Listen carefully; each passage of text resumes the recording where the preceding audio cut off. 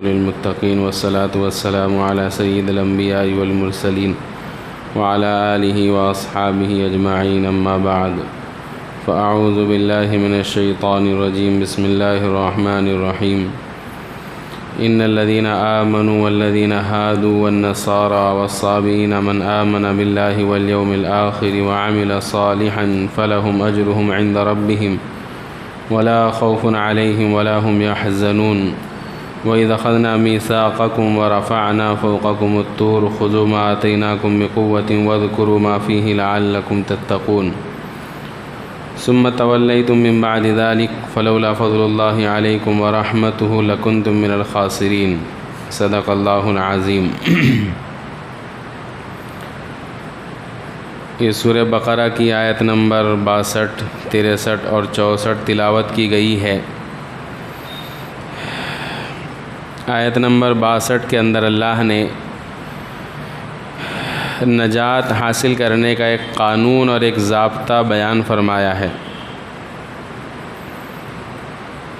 ان الذین آمنوا، وہ نجات حاصل کرنے کا قانون اور ضابطہ اللہ نے جو بیان فرمایا ہے وہ کسی قوم کے ساتھ خاص نہیں ہے، بلکہ دنیا میں بسنے والا جو بھی آدمی جس بھی مذہب کو ماننے والا ہے، اگر وہ کامیابی چاہتا ہے، نجات حقیقی چاہتا ہے، تو اللہ کے اس قانون کو اپنانا پڑے گا۔ وہ قانون کیا ہے؟ اللہ نے بیان فرمایا ہے ان الذین آمنوا والذین ہادوا والنصارى والصابئین،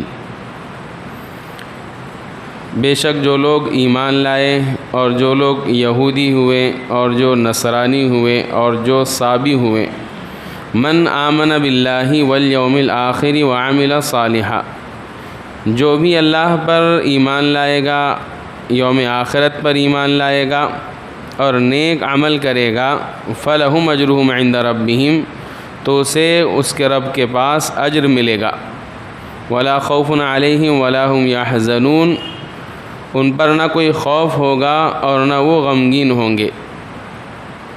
4 قوموں کا اللہ نے اس میں تذکرہ کیا ہے۔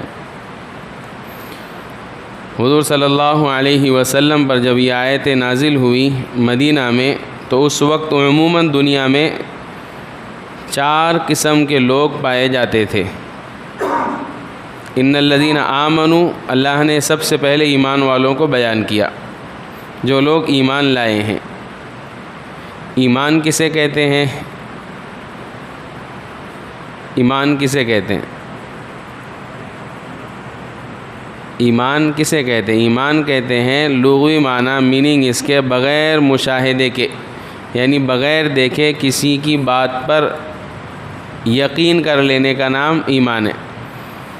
بغیر دیکھے مثلا مجھے کسی نے کہہ دیا کہ مولوی صاحب پل پر ٹرافک لگا ہوا ہے مت جاؤ، میں نے ٹرافک دیکھا نہیں، میں یہی سمجھ گیا کہ ٹھیک ہے میں پل پر سے نہیں جاتا، ادھر سے چلے جاتا، تو میں نے دیکھا نہیں لیکن اس کی بات کو مان لیا، اس کو کہتے ہیں ایمان۔ پھر اصطلاح شریعت میں ایمان کہتے ہیں حضور صلی اللہ علیہ وسلم کی باتوں کو، خبر رسول کو بغیر مشاہدے کے، کہ ہم نے دیکھا نہیں جو کچھ حضور نے بیان کیا، محض حضور صلی اللہ علیہ وسلم پر اعتماد کرتے ہوئے اس کو سچ جان لینا کہ ہمارے نبی حضرت محمد صلی اللہ علیہ وسلم، جن کا لقب ہی امین اور صادق ہے، سچے، آپ نے زندگی میں کبھی مذاق میں بھی جھوٹ نہیں بولا۔ تو جب آپ کہہ رہے ہیں کہ اللہ بھی ہے، جنت بھی ہے، جہنم بھی ہے، نیک اعمال پر اجر ہے، برے اعمال پر سزا ہے، یہ ساری چیزیں حضور نے بتلائی ہے، تو میں حضور کو، حضور کی بات پر یقین کر لیتا ہوں، اس کا نام ہے ایمان۔ پھر کن چیزوں پر ایمان لانا ضروری ہے ایمان والے کے لیے، اس کو ہم بارہا بیان کرتے رہتے ہیں، اللہ پر، اللہ کے رسولوں پر، کتابوں پر، یوم آخرت پر، مرنے کے بعد دوبارہ زندہ کیے جانے پر، اچھی بری تقدیر پر، ان ساری باتوں پر ایمان لانا ضروری ہے، تو مومن کہلائے گا۔ صرف کلمہ پڑھ لینے سے آدمی مومن نہیں بنتا۔ یہ اس زمانے میں ایک غلط فہمی ہے، لوگ چوک چوراہے پر کسی غیر مسلم کو پکڑے، اس کو سمجھائے، دین کی بات بتلائے اور اس سے کہہ دیے کہ کلمہ پڑھو، اس نے کلمہ پڑھ لیا، ہم سمجھ رہے کہ وہ مسلمان ہو گیا، مسلمان ہو گیا ہو؟ نہیں، صرف زبان سے کلمہ پڑھنے سے مسلمان نہیں ہوتا، بلکہ اندر سے اعتقاد رکھے جو حضور کی باتیں ہیں اس کو میں یقینی طور پر مانتا ہوں اور جانتا ہوں تو مومن کہلائے گا۔ ورنہ ایسے تو کتنے لوگ ایسے غیر ایمان والے، وہ بھی ہم کو دیکھی دیکھا کلمہ پڑھتے، کتنے پنڈت ہیں آپ کو مل جائیں گے یوٹیوب پر جو کلمے کی گواہی دیتے، اشہد اللہ پڑھتے، تو کیا مومن ہے؟ نہیں، حضور کی باتوں پر ایمان نہیں لایا انہوں نے، ایک کلمہ ہے عربی کا اس کو پڑھ لیا۔ تو اس میں مسلمانوں کے لیے تنبیہ ہے کہ مسلمان بھی صرف لفظی کلمہ پڑھنے سے حقیقی مسلمان نہیں بنے گا، جب تک کہ ایمان کے وہ تقاضے جو اللہ اور اس کا رسول قرآن کے ذریعے چاہتا ہے، ایمان والا اس کو پورا نہ کرے تب تک وہ اللہ کی نگاہ میں حقیقی اور کامل مومن نہیں کہلائے گا۔ تو ایک قوم دنیا میں بسنے والی وہ ہے جو ایمان والی کہلاتی ہے۔ والذین ہادو، دوسرا مذہب کہہ لو یا دوسری قوم کہہ لو جس کو یہودی کہتے ہیں، اللہ نے فرمایا اور وہ لوگ جو یہودی ہوئے۔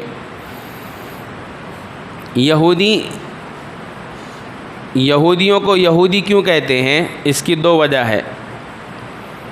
ایک وجہ تو یہ ہے کہ حضرت یعقوب علیہ السلام کو جو 12 لڑکے تھے ان میں سے چوتھے نمبر کا جو لڑکا تھا اس کا نام تھا یہودا۔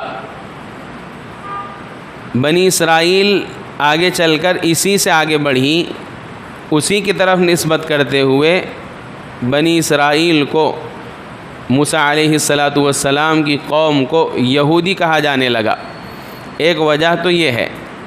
دوسری وجہ بعض مفسرین نے یہ بیان فرمائی ہے کہ یہودیوں کو یہودی اس لیے کہتے ہیں کہ جب یہودیوں نے شرارت کی، آگے آ رہا ہے موسیٰ علیہ السلام، یہودیوں نے خود کہا کہ موسیٰ علیہ السلام جب فرعون سے نجات ملی اس وقت تک یہودیوں کے پاس کوئی کتاب نہیں تھی، تو انہوں نے ڈیمانڈ کی موسیٰ علیہ السلام سے کہ آپ بھی ہمارے لیے کوئی قانون، کوئی شریعت، کوئی ضابطہ کچھ لاؤ تاکہ ہم اس کے مطابق زندگی بسر کریں گے۔ اسی میں وہ حادثہ ہو گیا، موسیٰ علیہ السلام کو اللہ نے کوہ طور پر بلایا، ادھر قوم جو ہے اس نے اپنا عقیدہ ہی خراب کر لیا کہ گائے کے بچے کو معبود بنا لیا، یوں کہہ کر کہ اس میں اللہ، گائے کے بچے میں اللہ آ گئے۔ یہودیوں کا عقیدہ گائے کے بچے میں کون آ گئے؟ اللہ اس کے اندر آ گئے، آواز آتی تھی اس میں سے۔ عیسائیوں نے کیا عقیدہ بنا لیا؟ عیسائیوں نے بھی اپنا عقیدہ خراب کر لیا کہ عیسیٰ علیہ السلام ہی اللہ، یا پھر کچھ اس میں سے ایسے ہے کہ عیسیٰ علیہ السلام اللہ کے بیٹے، اور کچھ ایسے ہے کہ 3 ملا کر ایک اللہ، تو عقیدے خراب کر لیے۔ بہرحال موسیٰ علیہ السلام سے ڈیمانڈ کی کہ کچھ لے کر آؤ۔ موسیٰ علیہ السلام گئے، اللہ نے تورات دی، موسیٰ علیہ السلام لے کر آئے کہ یہ تورات ہیں، اللہ نے اس میں احکامات دیے، زندگی اس کے مطابق گزارنے کے لیے کہا ہے، مان لینا چاہیے تھا۔ تو یہودیوں نے کہا ہم نہیں مانتے، پتہ نہیں تم نے اپنے ہاتھ سے لکھ کر لا لیے، اللہ نے دیے کہ نہیں دیے۔ لمبا قصہ ہے۔ موسیٰ علیہ السلام نے 70 لوگوں کا انتخاب کیا کہ چلو لن نؤمن لک، ہم نہیں مانتے جب تک کہ ہم اللہ کو نہ دیکھ لیں۔ موسیٰ علیہ السلام گئے، بادلوں میں سے آواز آ رہی ہے کہ میں اللہ ہوں، میں نے ہی موسیٰ کو تورات دی ہے، میں نے ہی حکم دیا ہے کہ اس کے مطابق عمل کرو۔ قوم آئی، لوگوں نے پوچھا کیا بات صحیح ہے کہ اللہ نے موسیٰ علیہ السلام کو تورات دی؟ تو قوم نے کہا، وہ 70 لوگوں نے کہا کہ یہ بات تو صحیح ہے کہ اللہ نے موسیٰ علیہ السلام کو تورات دی، لیکن اللہ نے یہ بھی بولا کہ دیکھو تمہارے سے عمل ہوتا ہوگا تو کرنا، اور جو مشکل ہے اس کو چھوڑ دینا۔ ایسا بڑھا دیا اپنی طرف سے۔ تو اللہ نے اسی واقعے کے ضمن میں جب یہ لوگ مان نہیں رہے تھے، ان پر پہاڑ کو مسلط کیا تھا، جو ہم نے کل بھی عرض کیا، پہاڑ کو مسلط کیا تھا منوانے کے لیے کہ مانتے کہ نہیں مانتے کہ پہاڑ گرا دوں تمہارے اوپر کہ یہ تورات میں نے دی ہے۔ تو انہوں نے مانا کہ ہاں ہم مانتے۔ ایک روایت میں یہ ہے کہ اللہ نے اپنی تجلی کا اظہار کیا جس کی وجہ سے وہ 70 لوگ جو تھے وہ مر گئے۔ تو موسیٰ علیہ السلام بے چینی کی کیفیت طاری ہو گئی کہ یہ لوگ مر گئے، اب میں قوم میں جاؤں گا، میری قوم کہے گی کہ موسیٰ علیہ السلام نے یہ 70 سرداروں کو لے آ کے کہیں مروا دیا۔ اس وقت موسیٰ علیہ السلام نے ایک دعا کی تھی، اس دعا کے اندر ہادو کا لفظ ہے، تو بعض مفسرین کہتے ہیں اس کی طرف نسبت کرتے ہوئے جس کے معنی آتے ہیں انا ہدنا الیک، قرآن کی آیت ہے انا ہدنا الیک، اے اللہ میں تیری طرف رجوع کرتا ہوں، تو ان لوگوں کو جن پر تو نے موت طاری کر دی ہے زندہ کر دے۔ تو وہ جو انا ہدنا الیک ہے، لفظ ہدنا جس کے معنی آتے ہیں رجوع کرنے کے، بعض مفسرین کہتے ہیں کہ یہودیوں کا نام یہودی اس ہدنا کی وجہ سے پڑا۔ تو ہم یہ بتلا رہے تھے کہ یہودیوں کو یہودی کیوں کہتے ہیں، تو ایک تو یہ معلوم ہوا یعقوب علیہ السلام کے بیٹے کی طرف نسبت کرتے ہوئے، ایک یہ معلوم ہوا کہ موسیٰ علیہ السلام کی دعا کی وجہ سے۔ ایک دوسری قوم ہو گئی، ایک ایمان والی قوم ہو گئی دنیا میں بستی ہے، دوسری قوم یہودی ہو گئی۔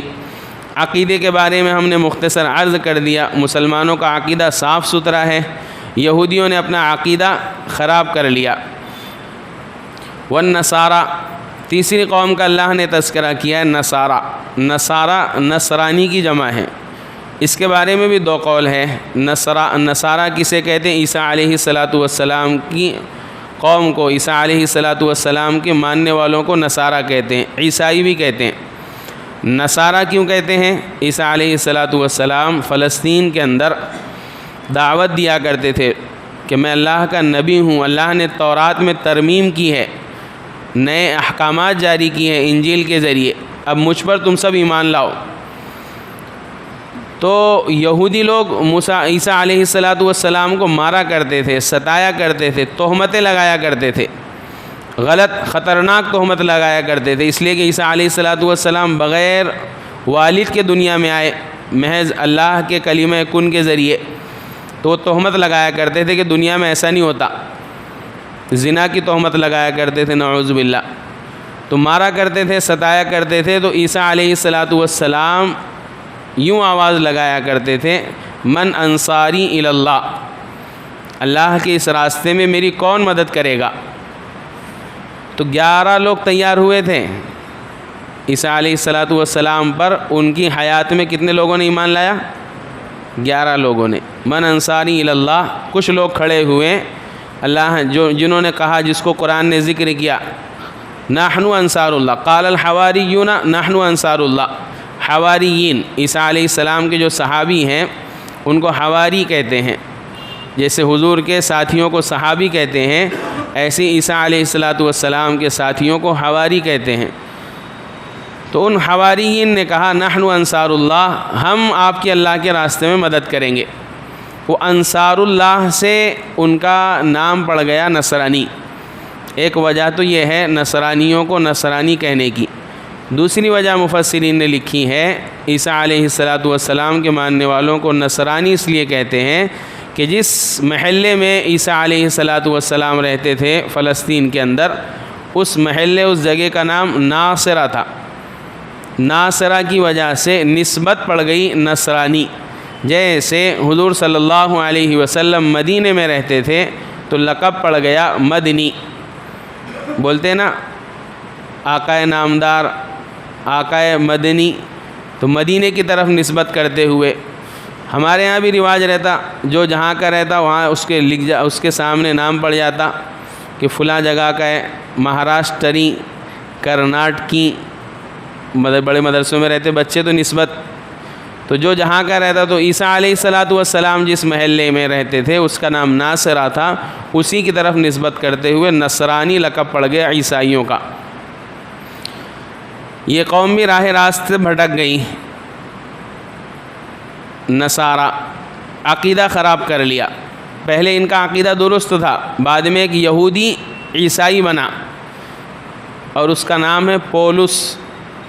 اس پولس نامی شخص نے عیسائیت میں گھس کر عیسائیوں کا بڑا مبلغ بنا، اور اس کے بعد عیسائی دھرم کو، شروع میں عیسائی ایسے نہیں تھے، وہ عیسیٰ علیہ السلام کو اللہ کا بندہ ہی مانتے تھے۔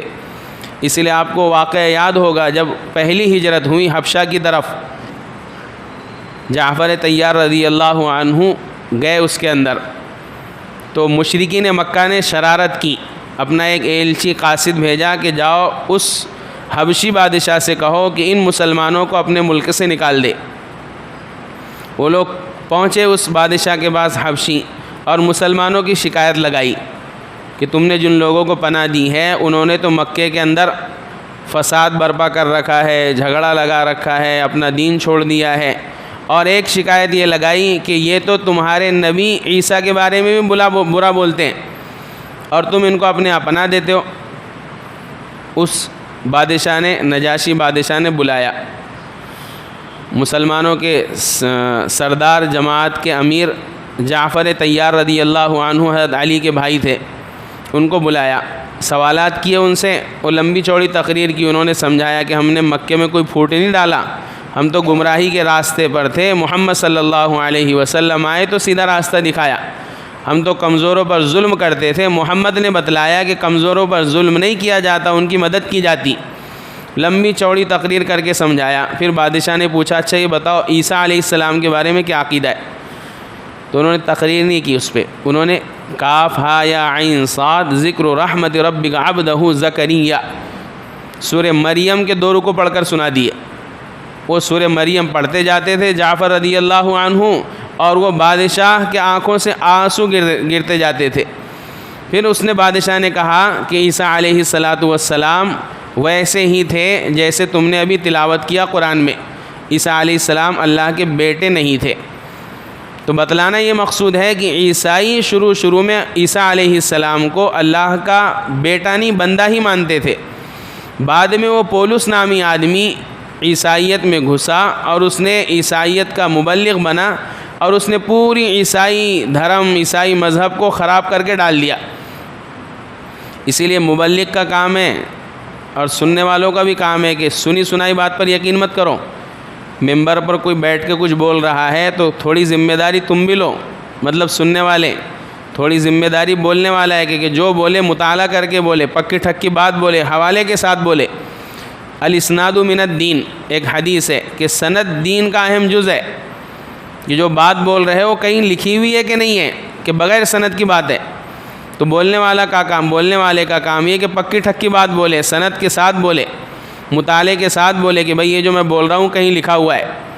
اور سننے والے کا کام ہے کہ اگر اس کو سمجھ میں نہیں آ رہا، کچھ لگ رہا ہے کہ کچھ گڑبڑ ہے، تو تحقیق کرے کہ کہاں سے بولے بتاؤ ہم کو، تو پھر گمراہی سے بچ جائیں گے۔ ورنہ مبلغ کے ہاتھ میں مائک دے دیے اور اس کا جائزہ نہیں لے رہے کیا بول رہا، تو پھر وہ اللہ ہی محافظ ہے، پھر کیا کیا بولے گا۔ امت آج بھی مسلمان جو گمراہی کے راستے پر جا رہے ہیں وہ بعض مبلغین ہی کی وجہ سے جا رہے۔ مبلغ مطلب تبلیغ والے نہیں بول رہا میں، مبلغ مطلب جتنے مسلک والے، ہر مسلک میں کوئی نہ کوئی بیان کرنے والا ہے، تو بیان کرنے والے کچھ بھی بیان کر رہے، سننے والے سن رہے اور انہی کی بات پر یقین کر کے راہ راستے بھٹک جا رہے۔ تو پولس نامی آدمی نے عیسائیت کو ایسے ہی بگاڑا کہ آگے چل کے عیسیٰ علیہ السلام کی محبت میں ایسے کلمات گھڑے، لوگوں کا مسلک اور مذہب ایسا بنایا کہ نعوذ باللہ عیسیٰ علیہ السلام اللہ کے بندے نہیں، عیسیٰ علیہ السلام تو اللہ کے بیٹے ہیں۔ لوگوں نے محبت میں عیسیٰ علیہ السلام کو اللہ کا بیٹا بنا دیا، دین حق سے ہٹ گئے۔ تو 3 مذہب ہوئے۔ چوتھا مذہب جس کو قرآن نے ذکر کیا ہے والصابئین، صابی، اس کے بارے میں مفسرین کی کئی رائے ہیں۔ ایک رائے یہ ہے کہ صابی کے لغوی معنی آتے ہیں دین بدلنے والا، دین بدلنے والا، اور ایک صابی کے معنی آتے ہیں کہ صابی ایک قوم ہے، ایک مذہب کے ماننے والے ہیں جو اپنا مقتدی ابراہیم علیہ السلام کو مانتے ہیں، لیکن ہر مسلک، ہر مذہب میں سے تھوڑی تھوڑی اچھی باتیں اپنے اندر لے لی۔ ابراہیم علیہ السلام کی کچھ باتیں مانتے ہیں، سورج کی پوجا کرتے ہیں، فرشتوں کی پوجا کرتے ہیں۔ عراق وغیرہ کے اندر ایسے لوگ پائے جاتے ہیں۔ قریب زمانے کے اندر مسلمانوں میں ایک فتنہ اٹھا تھا جس کا نام ہے چکڑالوی فتنہ۔ ایک عبداللہ نام کا آدمی تھا، اس نے مسلمانوں میں فتنہ برپا کیا تھا عبداللہ چکڑالوی کے نام سے، اور یوں کہہ دیا تھا کہ مسلمانوں پر 3 ہی نمازیں۔ تو یہ صابی جو ایک قوم تھی وہ بھی کہتی ہے کہ نمازیں 3 ہی ہیں۔ ایسی پرویزی ایک فتنہ آیا تھا جس نے بھی یہ کہا تھا کہ نمازیں مسلمانوں پر 3 ہیں، اور اس میں بھی مسلمانوں کو سہولت ہے، پڑھتے ہوں گے پڑھو، نہیں پڑھتے ہوں گے تو مت پڑھو۔ تو جو نماز نہیں پڑھنے والے فوراً چلے جاتے ایسے، اس میں ہم کو ایسی تو ہونا تھا۔ اور یہاں بولتے نہیں 5 ٹائم کی نماز پڑھو، تکبیر اولیٰ کے ساتھ پڑھو، اہتمام کے ساتھ پڑھو، یہ دشوار لگ رہا. تو یہ اپن نہیں بول رہی ہے، اللہ بول رہا ہے، اللہ کا رسول بول رہا ہے 5 وقت کی نماز پڑھو. یہ 4 قومیں ہوئی. صابی کے بارے میں بعض مفسرین کی رائے ہے، جیسے مولانا عبید اللہ سندھی رحمۃ اللہ علیہ فرماتے ہیں کہ دنیا میں اصلاً 2 قسم کے مذاہب ہیں. ایک کا نام ہے دین حنیفیت، اور دوسرے کا نام ہے صابی. حضرت نوح علیہ السلام سے لے کر، چونکہ آدم علیہ السلام سے لے کر نوح علیہ السلام تک شریعت نہیں تھی، احکامات نہیں تھے کہ یہ کرنا ہے یہ کرنا ہے، بلکہ اس وقت زندگی گزارنے کے طریقے زیادہ تر اللہ وحی کے ذریعے بتلاتے تھے. جیسے کھیتی کیسے کریں گے، اللہ نے آدم علیہ السلام کو وحی کے ذریعے بتلایا. گاڑی کیسے بنائیں گے، گاڑی بیل گاڑی سے بنی، تو بیل گاڑی کیسے بنائیں گے، اللہ نے بتلایا وحی کے ذریعے کہ بیل گاڑی ایسے بناؤ. پھر کشتی کی ضرورت پڑے گی پانی میں، کشتی کیسے بنائیں گے، اللہ نے نوح علیہ السلام کو بتلایا کشتی. ضروریات زندگی یہ اللہ وحی کے ذریعے نبیوں کے واسطے سے انسانوں کو سکھلایا کرتے تھے. اسی درمیان میں شیطان نے انسانوں کو بہکا دیا اور انسان بت پرستی میں لگ گئے. تو اللہ نے اب نوح علیہ السلام کو شریعت اور حکم دے کر بھیجا کہ ان لوگوں کو سمجھاؤ کہ بت پرستی اللہ کا مقابل ہے، اللہ کی ضد ہے، یہ شرک ہے، لہذا ان کو سمجھاؤ کہ اس گناہ سے باز آ جاؤ. اب وہاں سے شریعت کا سلسلہ شروع ہوا. تو نوح علیہ السلام سے لے کر ابراہیم علیہ السلام تک کے ماننے والوں کو مفسرین کی ایک جماعت کہتی ہے صابی کہتے ہیں. کیا کہتے ہیں؟ صابی. پھر ابراہیم علیہ السلام تشریف لائے تو اللہ نے ابراہیم علیہ السلام کو نئی شریعت دی. اب ابراہیم علیہ السلام سے لے کر حضور صلی اللہ علیہ وسلم تک جو نئی شریعتیں آئی ہیں، انبیاء علیہ السلام لے کر آئے ہیں، ان تمام شریعتوں کو دین حنیف کہتے ہیں. اس لیے قرآن میں آپ پڑھیں گے وَاتَّبِعْ مِلَّةَ ابراہیم حنیفہ، نبی جی آپ بھی اس دین کی پیروی کرو، اس دین حنیف کی جو ہم نے ابراہیم کو دیا تھا. تو یہ 2 قسم ہوئی، ایک دین صابی اور ایک دین حنیف. دین صابی کی شاخیں نکلی، 3 شاخیں. دنیا میں بسنے والے لوگ، بعض لوگ دین صابی سے ملے ہوئے ہیں. ان 3 شاخوں میں سے ایک ہے مجوسی، شرک کرنے والے، آگ کی پوجا کرنے والے. ایسے لوگ زیادہ تر ایران میں پائے جاتے تھے پہلے، ان کو مجوسی کہتے ہیں. یہ جا کر ملے گی صابی سے. آج بھی دنیا میں ہے بعض قومیں ایسی جو آگ کی پوجا کرتی ہیں، اور ہمارے ملک کے جو ہندو ہیں وہ آگ کی بھی کرتے ہیں، سورج کی بھی کرتے ہیں، مورتی کی بھی کرتے ہیں، اور جتنے مل جائے اتنوں کی بھی کر لیتے ہیں. نئے بھی آتے رہتے ہیں، پرانوں کی بھی کرتے رہتے ہیں. ارے کرتے کہ نہیں کرتے، کبھی سچن کو بھگوان بنا لیتے، کبھی مودی کو بنا لیتے. تو ان کا اپنا ایک فلسفہ ہے کس بنیاد پر بناتے. تو بہرحال یہ تو سب کی پوجا کرتے ہیں. تو ایک قوم ایسی تھی جو مجوسی جسے کہتے ہیں، جو دین صابی کی شاخ تھی، اسی سے نکلی، وہ آگ کی پوجا کرتی تھی. دوسری شاخ اس سے نکلی جس کو برہمن کہتے ہیں، ہندوستان میں بھی ہے.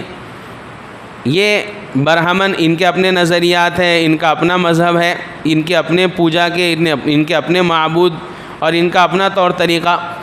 تیسری قوم بودھ ہے، یہ ہندو نہیں ہے، ہندوؤں سے الگ ہے، برہمن سے الگ ہے. تو یہ تینوں قومیں، یہ شاخ ہے دین صابی کی، آج بھی دنیا میں پائی جاتی. پرانی قوموں میں ان کا شمار ہوتا. ادھر دین حنیف آیا، ابراہیم علیہ السلام لے کر آئے. دین حنیف کی بھی 3 شاخیں نکلی. ایک شاخ کو دین حنیف کی مسلمان کہتے ہیں، دوسری شاخ کو یہودی کہتے ہیں، تیسری شاخ کو نصرانی کہتے ہیں. یہودی بھی صحیح دین سے ہٹ گئے، اللہ نے قرآن میں کہہ دیا غیر المغضوب. نصرانی عیسائی بھی دین حق سے ہٹ گئے، اللہ نے ان کو کہہ دیا ضالین. اب بچے مسلمان. تو دین حنیف کے ماننے والے اس زمانے میں مسلمان ہیں، آپ صلی اللہ علیہ وسلم کی امت ہے. تو یہ مذاہب کے بارے میں جس کو اللہ نے قرآن میں ذکر کیا، یہ تو خلاصہ ہوا 4 قسم کے مذاہب کا جس کو اللہ نے یہاں پر ذکر کیا. اب وہ ضابطہ جو ہم نے شروع میں عرض کیا تھا، جس کو قرآن نے بیان کیا ہے، ہم نے کہا تھا اللہ مجوسی، برہمن، اس طریقے سے بودھ اور مسلمان، یہودی اور عیسائی، کسی سے اللہ کی رشتہ داری نہیں ہے۔ اللہ نے ایک جملہ قرآن میں بیان فرمایا، من آمن باللہ۔ کامیابی چاہتے ہو تین نکاتی فارمولے پر عمل کرو۔ جس کو بھی کامیابی چاہیے، نام کے مسلمان سے کام نہیں چلے گا۔ من آمن باللہ، جو اللہ پر ایمان لائے۔ اللہ پر ایمان لانے میں پوری لمبی تشریح ہے اس کی۔ اللہ پر ایسے ایمان لائے جیسے ایمان لانے کا حق ہے۔ رب بھی اللہ کو مانے، مالک اور خالق بھی اللہ کو مانے، وہ ایمان والا۔ دوسرا والیوم الآخر، جس کو نجات چاہیے، جس بھی قوم کا ماننے والا ہے، اللہ پر ایمان لائے، آخرت کے دن پر ایمان لائے۔ آخرت کا دن کسے کہتے ہیں؟ Last day of the world, دنیا کا آخری دن جو ہے نا، اس کو آخرت کا دن کہتے ہیں۔ اس کے بعد دن بدل جائے گا، سسٹم کائنات کا بدل جائے گا۔ اللہ نے آخری دن رکھا، تو جس کو کامیابی چاہیے وہ یہ مانے کہ اللہ ایک آخری دن بھی لائیں گے۔ اس آخری دن کے اندر اللہ میدان محشر قائم کریں گے۔ اس آخری دن کے اندر اللہ میری زندگی کا حساب لیں گے۔ اس آخری دن کے اندر اللہ جو کامیاب ہوں گے ان کو انعامات دیں گے، جو ناکام ہوں گے ان کو سزا دیں گے۔ اس پر ایمان، دو باتیں ہوئی، جس کو کامیابی چاہیے اللہ پر ایمان لائے، جس کو کامیابی چاہیے آخرت پر ایمان لائے۔ اللہ پر ایمان لانا، اس میں رسول اللہ پر ایمان لانا بھی آ گیا۔ اور کامیابی چاہیے تو تیسری چیز فرمائی وعمل صالحا، یہ بڑا اہم ہے۔ اللہ پر ایمان مسلمان رکھتے ہیں، آخرت پر بھی ایمان رکھتے ہیں، یہاں چوک کر دیتے ہیں۔ اللہ فرماتے ہیں جس کو کامیابی چاہیے، نجات چاہیے، اللہ پر آخرت کے دن پر ایمان لاؤ، عمل صالح کرو، نیک کام کرو۔ مجدد الفسانی رحمۃ اللہ علیہ نے فرمایا عمل صالحہ کی تفسیر یہ ہے، نیک کاموں کے اندر وہ اسلام کے ارکان داخل ہے۔ 5 وقت کی نماز اہتمام سے، رمضان کے روزے، زکوٰۃ، حج، یہ عمل صالح کے اندر ہے۔ اس کو پابندی سے کرنے والا عمل صالح کرنے والا کہلائے گا۔ تو جو یہ 3 نکاتی فارمولے پر عمل کرے گا اللہ کے، اللہ فرماتے ہیں فَلَهُمْ أَجْرُهُمْ عِنْدَ رَبِّهِمْ، ایسا آدمی اللہ کے ہاں کامیاب ہوگا، ایسے آدمی کو اللہ اجر و ثواب دے گا۔ تو کریں گے 3 کام، یہ اللہ پر ایمان بھی لائیں گے اور اپنے ایمان کو اور کامل کریں گے، دعاؤں کے ذریعے اور اللہ سے مانگیں گے۔ آخرت کا ایمان جس کا مضبوط ہوگا یوم آخرت کا، اس کے اعمال بھی درست ہوگے اور اعمال صالحہ کرنے کی پابندی بھی کریں گے۔ اس میں امت پیچھے، اعمال صالحہ کرنے کے اندر پیچھے ہے، تو اس کو بھی اپنی زندگی میں اہتمام سے لائیں گے۔ اللہ فرماتے ہیں ان کو ہم اجر دیں گے، اپنے رب کے پاس ان کو اجر ملے گا، بدلہ ملے گا۔ اور سب سے بڑی بات ولا خوف علیہم ولا هم یحزنون، قرآن میں جگہ جگہ آتا، ان پر خوف نہیں ہوگا، وہ غمگین نہیں ہوں گے۔ خوف آئندہ چیز پر ہوتا ہے، غم گزشتہ چیز پر ہوتا۔ خوف کائے پر ہوتا؟ آئندہ چیز پر۔ پولیس والے سب کو مار رہے، میرے کو بھی مارتے کیا؟ تو وہ جو دل میں آ رہا نا، میرے کو بھی مارتے کہ ڈنڈا کیا معلوم، اس کو کہتے ہیں خوف۔ پولیس والے سب کو پکڑ رہے، میری بھی گاڑی پکڑتے کیا؟ تو دل میں جو کیفیت پیدا ہوئی اس کو کہتے ہیں خوف۔ غم کہتے ہیں کہہ رہے یار 500 روپے لے لیے پولیس والوں نے، کوئی 500 جیب میں تھے وہ لے لیے، وہ غم کر رہا کہ وہ اب 500 روپے میں چلا تھا بازار لانے، وہ پولیس والوں نے لے لیا، اس کو کہتے ہیں غم۔ تو قیامت میں بھی بعض لوگوں کو خوف ہوگا، بعض کو غم ہوگا، بلکہ جن پر اللہ کا جن پر اللہ کی نظر کرم نہیں ہوگی ان کو سب کو خوف ہوگا اور غم ہوگا۔ خوف کیا ہوگا کہ اللہ اتنی پٹائی کر رہے فرشتے میدان محشر کے اندر، میری باری آنے والی، میرا کیا ہوتا اب؟ غم اس بات پر ہوگا کہ کاش تفسیر ہوتی تھی، بتلایا جاتا تھا، بیان ہوتا تھا، بدلایا جاتا تھا، دنیا کے اندر لوگ سمجھاتے تھے کہ نیک عمل کرو، نیک عمل کرو، کاش کر لیتا۔ اس کو کہتے ہیں غم کرے گا۔ قرآن میں ہے نا، غم کے مارے آدمی کیا کرے گا؟ اپنی ہاتھ کو، اپنی انگلیوں کو چبا لے گا اور اسے پتہ بھی نہیں چلے گا۔ تو یہ خوف اور غم اللہ فرماتے ہیں جو 3 فارمولے پر عمل کرے گا، ایمان لائے گا آخرت پر، اللہ پر، اور عمل صالح کرے گا، فرمایا اس پر غم بھی نہیں ہوگا، خوف بھی نہیں ہوگا۔ لا يحزنهم الفزع الاکبر، جب قیامت قائم ہوگی اچھے لوگ گھبرا جائیں گے۔ ایک تو رہتی فطری گھبراہٹ، وہ تو اس دن سب کو ہوگی، ارے ایک رہتا نا بھائی چوہا آ گیا تو سامنے سب بھاگ رہے، تو جو بول رہے کہ بھائی ڈرنا نہیں اللہ کے علاوہ کسی سے، اپنے سامنے چوہا آ گیا تو اپن بھی ڈر رہے، تو یہ والا ڈر نہیں ہے، وہ یہ فطری ڈر ہے، یہ سب کو حاصل ہوتا، سب کو آتا، تو یہ فطری خوف رہتا ہے، یہ تو قیامت میں سب کو آئے گا، حدیث میں سب ڈریں گے اللہ کے سامنے، وہ ڈر الگ ہوگا، اور ایک ڈر ہوگا پکڑے جانے کا، ایک غم ہوگا ماضی میں نہ کرنے کا۔ قرآن کہتا ہے ایسا خوف ایسا غم ایمان والوں پر، عمل صالحہ کرنے والوں پر نہیں ہوگا۔ یہ تو ہی آیت نمبر 62 کی مختصر سی تشریح۔ اس کے بعد آیت نمبر 63 ہے وَإِذْ أَخَذْنَا مِيثَاقَكُمْ وَرَفَعْنَا فَوْقَكُمُ الطُّورَ، اس کو انشاءاللہ کل نقل کریں گے، جس میں وہی پہاڑ کے اٹھائے جانے کا واقعہ ہے۔